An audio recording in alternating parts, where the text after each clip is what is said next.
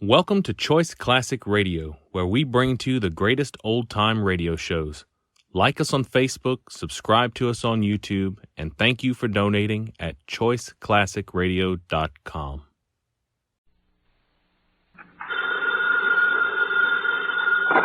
Sam Spade, Detective Agency? Me. Oh, Sam, it's you. On the filter and in the flesh. Any messages, phone calls, letters, telegrams? Just the usual. A bill to the landlord and a notice from the telephone company. Well, dispose of them as usual. You sound awfully chipper. Have you been on a case, Sam? Did you make some money? Yes, I've been on a case. No, I did not make any money. Oh, your client got murdered before he could pay you? Wrong again. My client was a woman. She did not get murdered, and she could pay me. Huh? And she did. But you just said she didn't. True, Effie, true. Things are not what they seem. Well, I'm a little confused. You just said that... And I meant every word of it. Stop registering bewilderment. All is paradox. So, sharpen your pencils, straighten your seams, get out your notebook, and prepare to be confounded by the contradictions I shall contradictate to you during my report on the honest thief caper. I'm not looking over for the clover. Oh, Sam. Hello. Look alert, girl. We've many things to do. Up. Yes. You say the strangest things on the phone. Don't I? I don't believe I quite understood what it was all about. A natural misunderstanding. I didn't understand it myself. Date? Sergeant Frank Nilgus, robbery detail, San Francisco Police. From San Jose, license on 127. You're fast today. Subject, Ben Comiskey. Who? Ben Comiskey. Comiski. Sam, I went to Albert High School with a boy named Ben Comiskey. Is he the same one? Very likely, yeah. Oh, Sam, tell me, did he turn out bad? Is he good? Did he get married? Down, Effie. Sam, I knew this boy. I want to know. This is one mystery you're not going to solve by reading the last chapter first. Dear Frank, it was one of those days. The sky was black and it looked like rain, but when I put on my trench coat, the sun came out. At breakfast, it looked like I'd ordered fried eggs, and I wound up with pancakes. Also, I discovered I was wearing one blue sock and one black one. After that, I gave a cab driver a 5 instead of a 1 and let him ride off with the change. And there was one other thing. Sam, bank just called. You're overdrawn. They're nuts, Eph. I made a deposit 2 days ago. I checked, Sam. You didn't. You're nuts, too. I made out the slip myself and... Oh. Give me, Sam. I'll take it right down.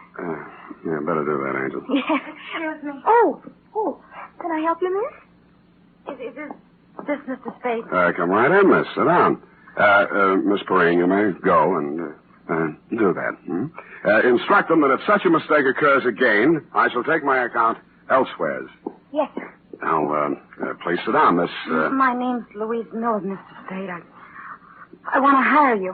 How much will it cost? Well, now, Miss Miller, let's talk about it a little I first. haven't much time, Mr. Spade. I have to be at the office in a half an hour, and I have to cross town. You see, Mama thinks I should forget all about him, but I can't, and well, here I've got $95. Will you please do something? Just something. Come on now, come on. I'm sorry.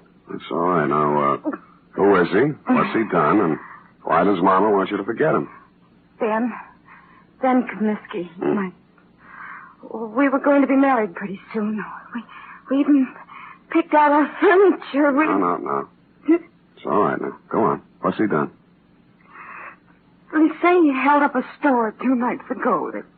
They picked him up on the street today. He's in jail. Mm-hmm. Well, if he's innocent, I'm sure they'll find that out. He won't even see me, Mr. Spade. He won't see anyone. Ben's good and kind and sweet, and I love him, and I want to marry him, and I want you to find out why, what it's all about. Look, Miss Miller, I think you should be in the office of a good lawyer. I'm sure He doesn't want a lawyer. He won't even see the public defender. He doesn't want anything. Oh, please, Mr. Spade, I just want to die if Ben went to prison. I just want to die. I'm no sentimentalist, but faith is the thing we're a little short on these days, so we came to terms. It was agreed she could pay me after the job was done if there was any job to do. She left for work, and I phoned you, Sergeant Nilgus, and found out Ben Comiskey had already been arraigned and was being held in the city jail. When I dropped in 20 minutes later, you walked me back to his cell. What's it all about, Sam? Don't know, just looking into it. He won't tell you anything. No? Kept his trap shut all the time he's been here. As far as we've been able to find out, no previous record, no background. Well, maybe it isn't so bad for him at that, huh? First degree, Sam. Liquor store proprietor, a man named Potter over on Army Street, identified him in the morning lineup. Just like that. Picked him out of a dozen guys we hauled in. Then what? Well, we send a couple of the boys out to Comiskey's room and find all the dough in the dresser drawer, 900 clams.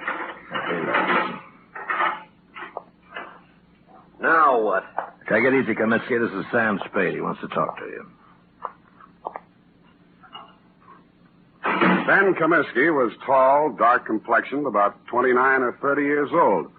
His hair was black, straight, and closely cropped. His features were regular, not good, not bad. I've seen plenty of hold-up men and gun-toters in my day, and he wouldn't have been cast in the part in my movie. I didn't know what I expected to say to him or what I expected him to say to me, but I didn't expect what I got. What are you trying to do? Get out of here. I just got here, Ben. Well, you can just leave. Hasn't a citizen got any rights, even in jail? Well, they start to lose them when they use a gun to make a living. I don't want any lectures. I haven't got any to hand out. I'm a private detective. A friend of yours hired me. She thinks you're a pretty nice guy. Louise, huh? Why won't you see her? She's nuts. She ought to have a head felt. What's she worrying about anyway? I'd say she was worrying mostly about you. And I'd say it's the sick kind of worry that gets into a girl when she loves somebody. She shouldn't. She's nuts. You said that. Did you rob that store? The guy who runs it says I did. I suppose I did. Why? For laughs. The complaint says you make $65 a week in an architect's office. You can eat on that. Look, Spade, go back and tell her this. I didn't want furniture at $10 a month for the next 80 months. I didn't want a car the same way. I didn't want her working and me working and getting nothing but wrinkles. Tell her I got caught and to go and find a guy who can pay the way. Is that all? That's enough. You're charged with armed robbery in the first degree. That means not less than 5 years. I know it. Shut up about it. Why'd you turn down a lawyer? Hadn't you heard, Spade? They're holding up my indictment. I'm a prize pigeon. They think maybe I knocked over 10 or 12 other places in town. Did you? Sure, but don't worry about me. And tell Louise not to worry about me. Got $1 million salted away, and I'm going to buy my way out through the DA's office. Okay. Have it your way, Ben.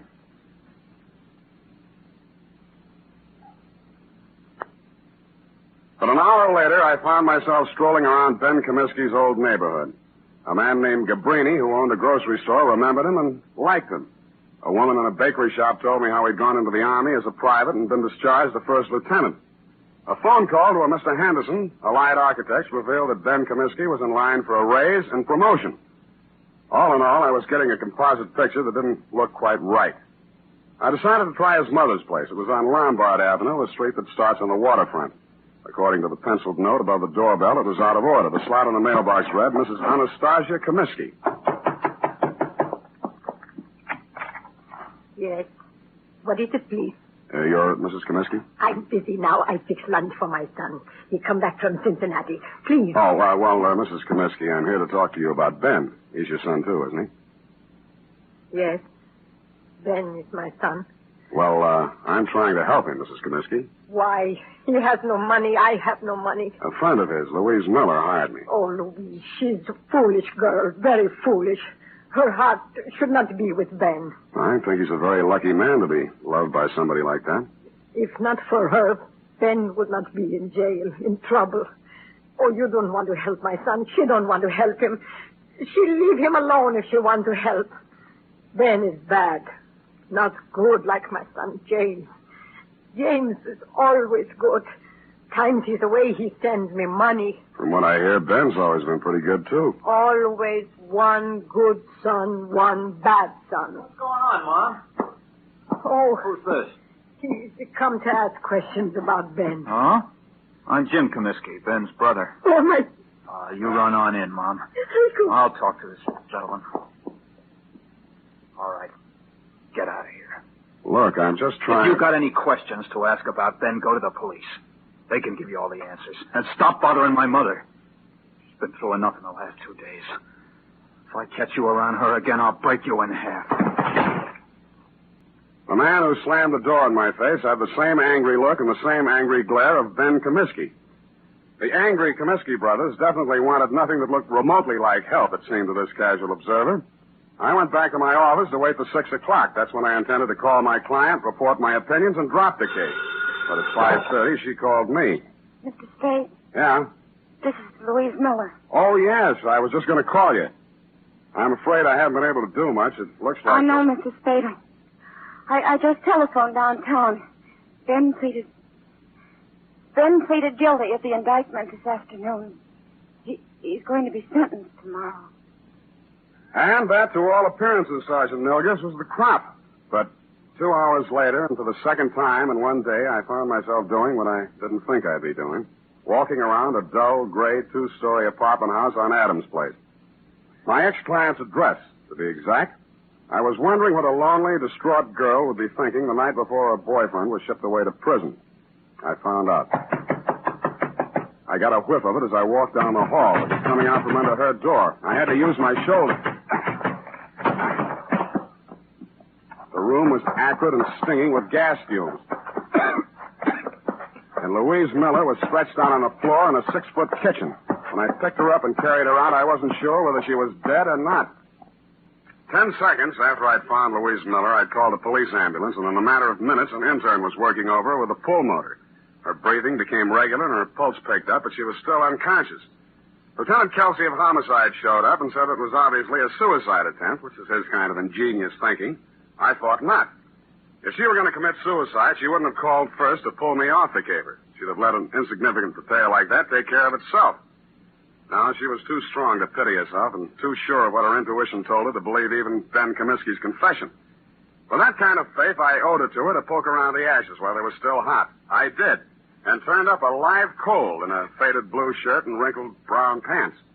Bert Singleby by name and by vocation, manager of the Greystone Arms Apartments. What kind of a girl was she? Oh, nice, clean, sincere. The kind mothers always want their sons to marry. Boy, I wish I'd listened to mine. Yeah, did you know her boyfriend, Ben Comiskey? Oh, salt hors d'oeuvre. What? I can't understand him pulling a hold-up like that. But then, the war did strange things to Yes, I guess it did. Well, I almost stayed in Europe and married myself up to a French doll myself. Yeah, I bet. But Sandra, that's my wife. She'd have hunted me down in Tibet. It was easy to come home facing music. Yeah, well, about Louise, you know any reason why she might commit suicide? Frankly, no.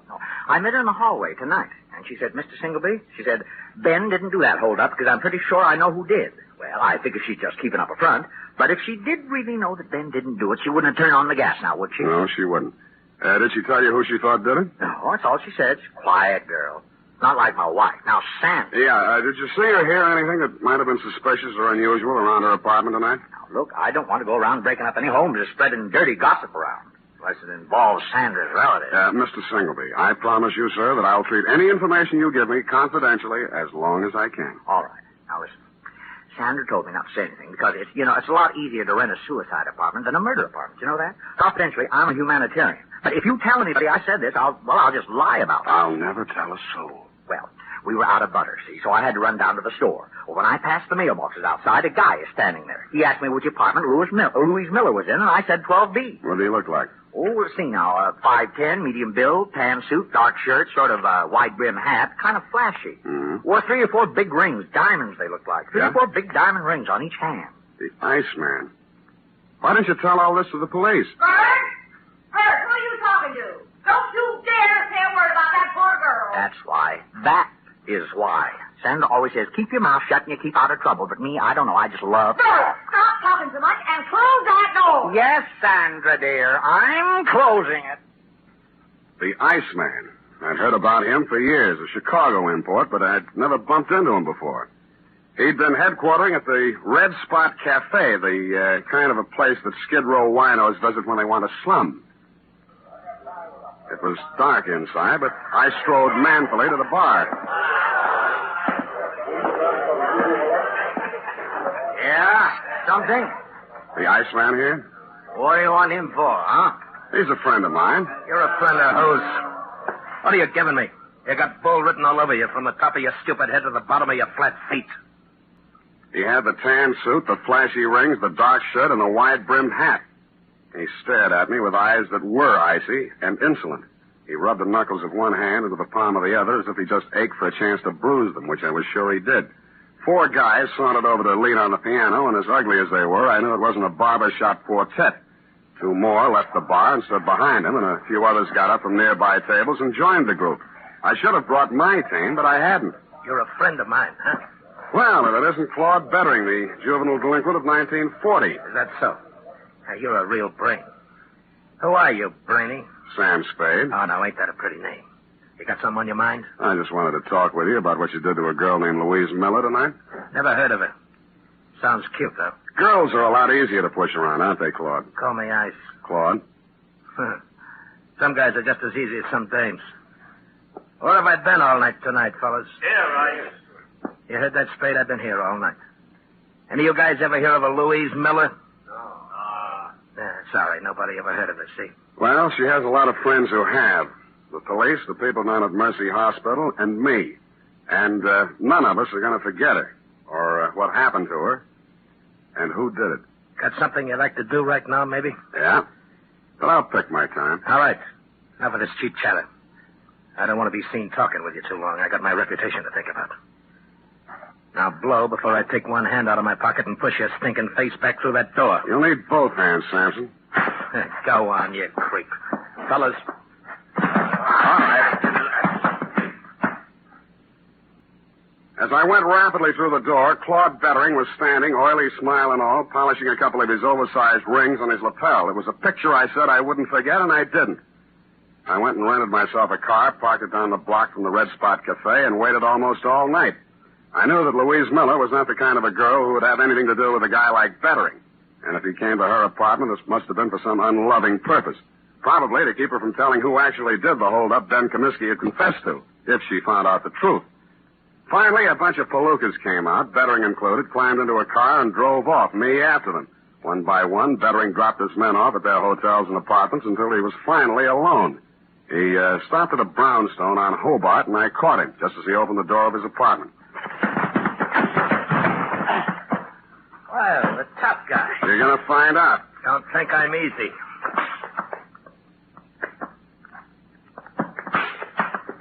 And he wasn't easy. He was 3 inches shorter and 25 pounds lighter, and wherever he had picked up his reputation for toughness, he earned it. But I never enjoyed a fight in my life any more than that one. I batted him to his knees and then to the floor, and he still wouldn't give up. You stinking creep. Why did you beat up Louise Miller? I didn't. Why?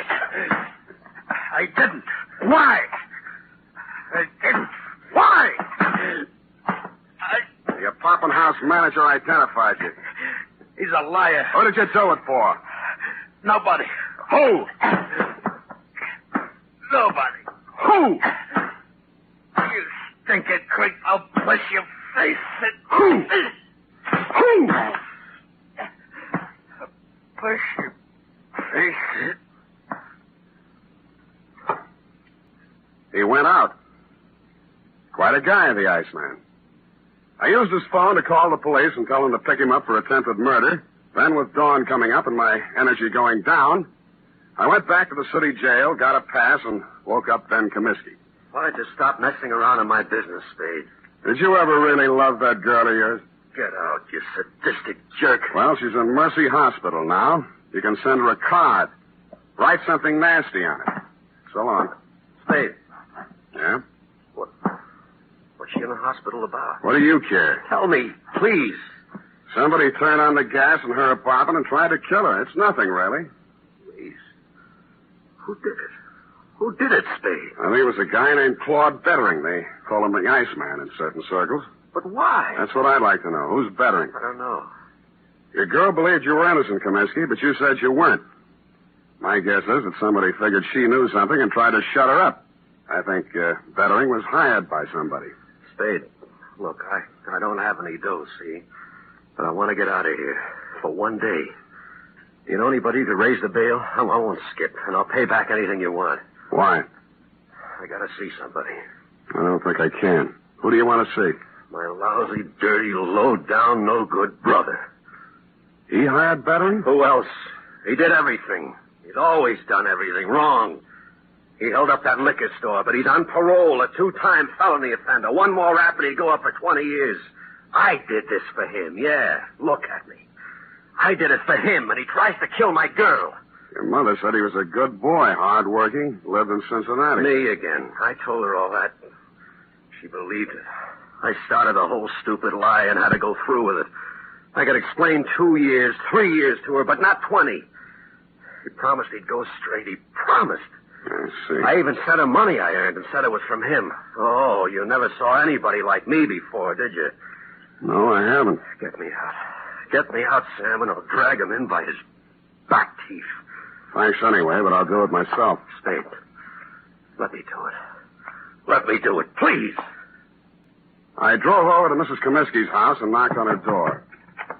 She came out in a housecoat, hair mussed, and sleep still in her eyes. Yes?